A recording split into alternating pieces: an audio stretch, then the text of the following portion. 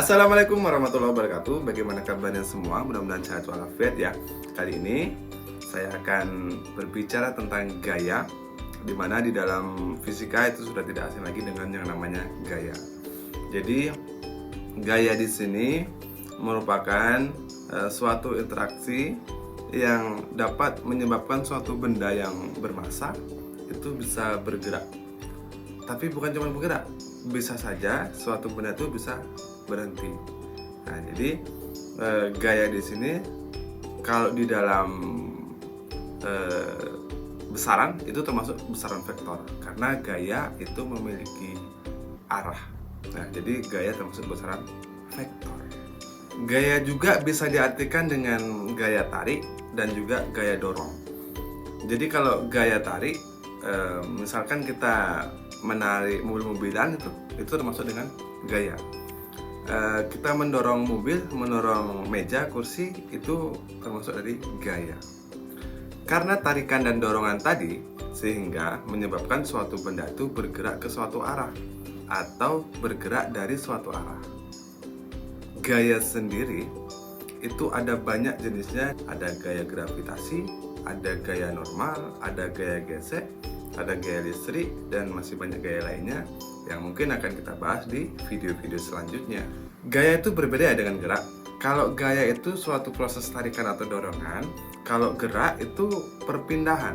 Dimana kalau gaya itu tidak memerlukan gerak, sedangkan gerak itu pasti memerlukan gaya.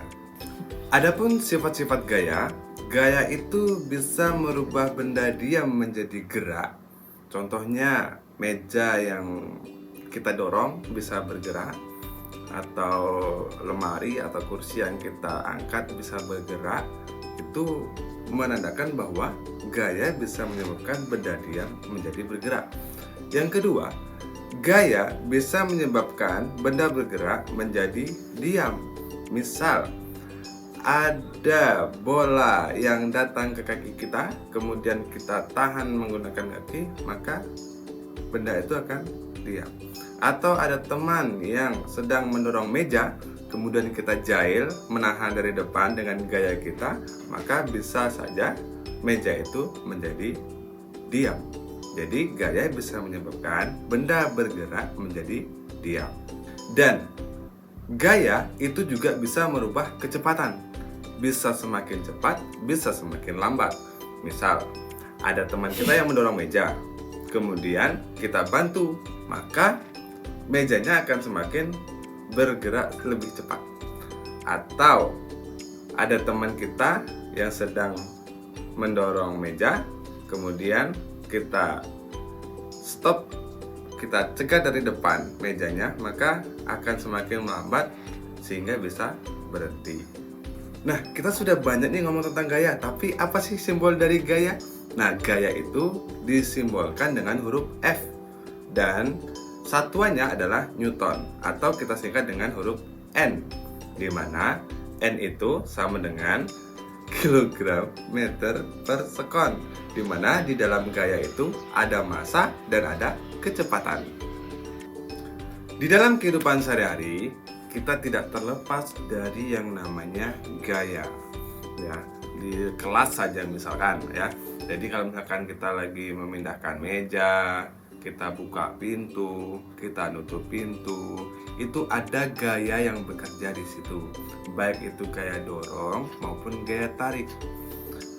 Di lapangan misalkan kita menendang bola, kita memindahkan arah bola, kita mengoper bola, itu ada gaya yang bekerja di situ. Bahkan di lingkungan sekitar kita, misalkan kita naik bus Transiginjai misalkan, nah mobil itu bergerak itu karena adanya gaya.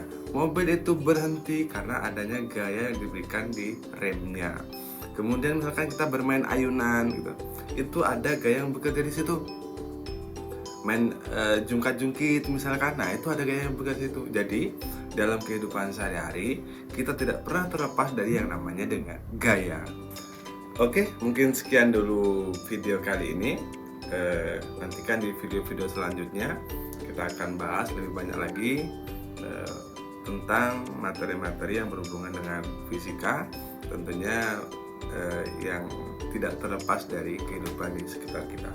Terima kasih. Assalamualaikum warahmatullahi wabarakatuh.